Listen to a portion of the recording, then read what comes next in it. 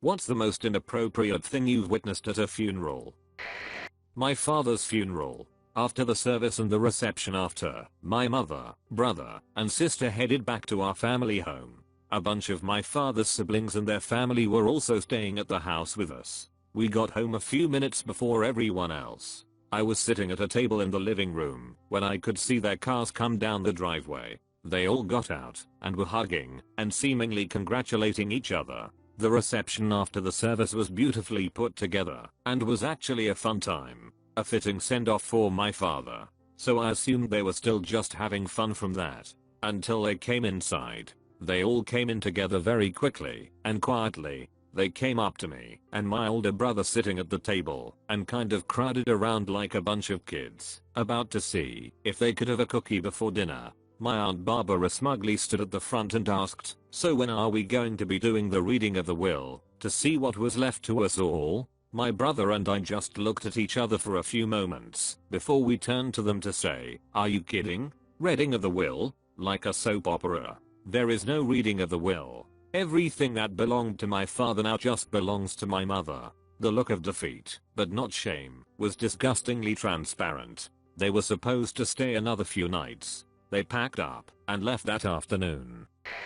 My own kids, boys ages 10 and 8, at their great-grandfather's wake, they got a chair and moved it to the casket and started making his mouth into smiley face, laughing the whole time. When me and their grandfather, my father-in-law, saw it, I immediately pulled them away and told them they shouldn't do that. Grandpa laughed and said it's fine. He would have really loved that they did that. We later found out that the great-grandfather had asked the funeral home ahead of time to put a sign in his hand that said, "Thanks for coming," but they refused.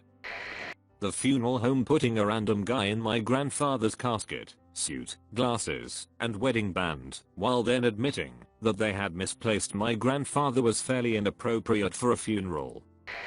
At my grandpa's funeral in 2006, a random drunk woman that no one in our family knew stumbled in and started singing show tunes, then crying till she was escorted out.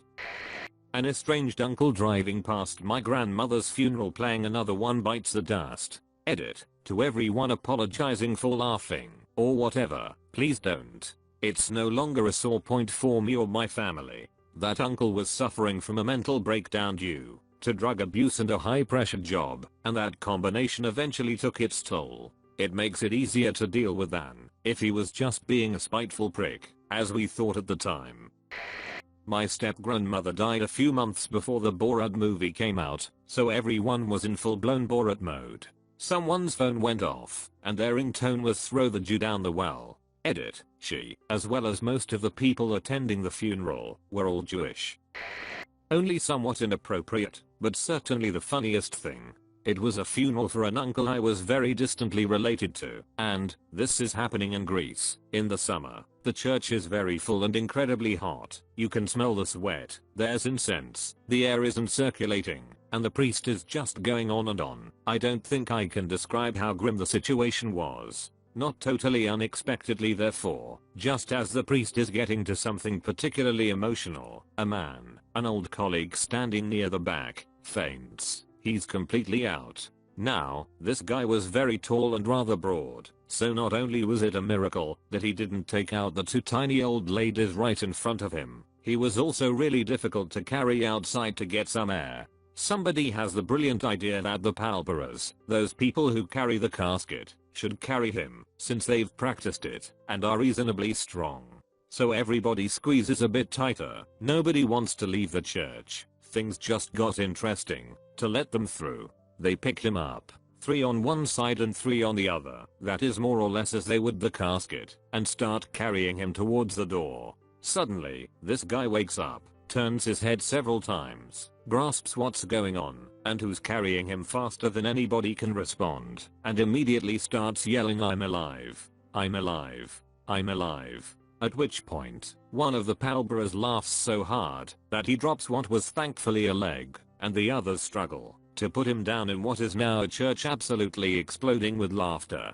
The whole situation went on for a good 15 minutes, in which this guy walked outside and the priest tried to resume the service, but there absolutely continued to be giggles throughout. I, being a teenager at the time, also couldn't possibly hold it back every time I thought of this guy yelling he's alive. Nobody was even particularly upset because the uncle we were burying was always laughing and joking around, so it somehow felt appropriate that we had a great laugh at his funeral.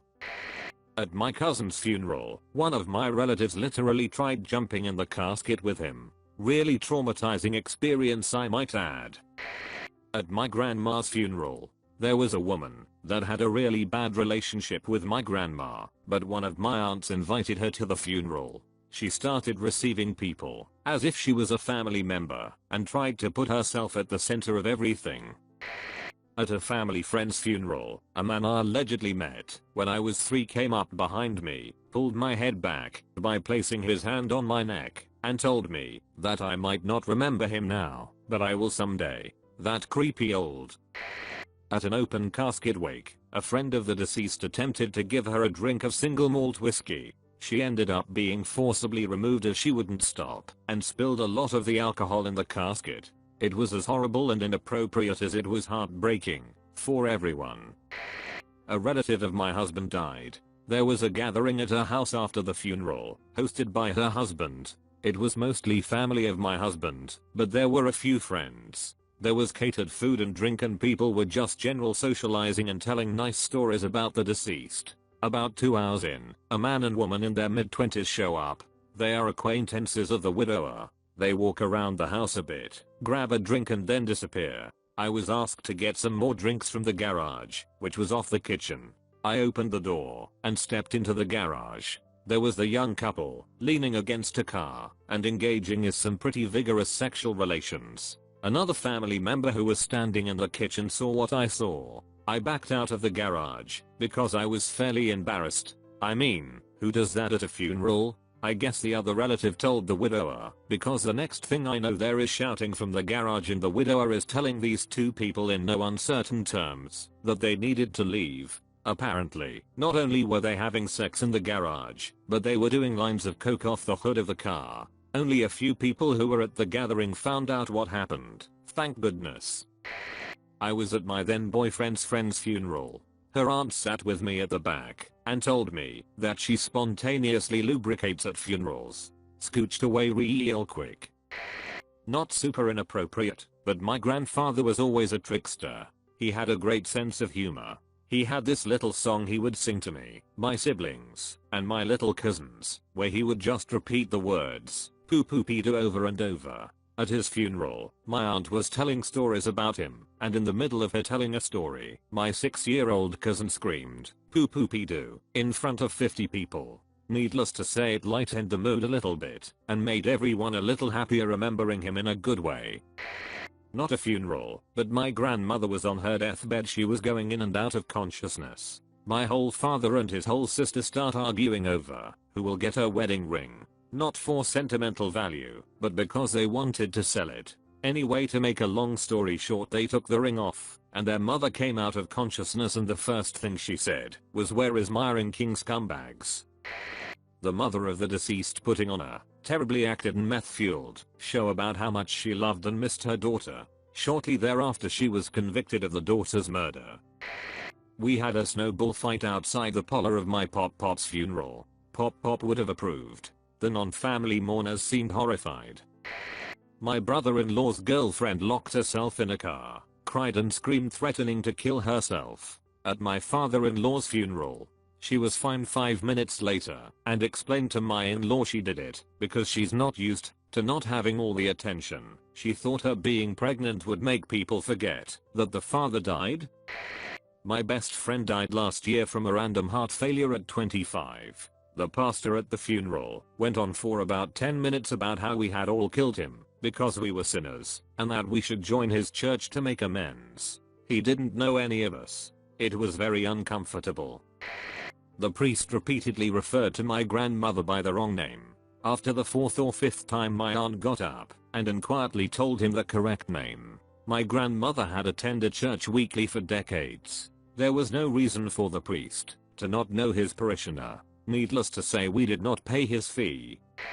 My cousin's funeral. He was 27 years old and killed in a single car crash after he hit a slippery patch on the road and smashed into a concrete wall. At his funeral, all of his brothers, sisters, and parents sat on the front row at his graveside service. Then, lo and behold, my cousin's ex-girlfriend of over a year shows up and immediately inserts herself onto the front row next to his sisters and proceeds to scream, cry, scream, wail, and throw herself on the ground periodically throughout the service. All of the family just gave her awkward stares, with no one wanted to address her inappropriate behavior. I had never seen that type of attention-demanding drama queen antics before, or since. Edit. Just wanted to throw this in. This was a funeral with military honors, Air Force, and they did the gun salute at the grave site. I don't remember how many times they fire, but at each gunshot, she would literally shriek and collapse into the arms of either of the sisters standing next to her.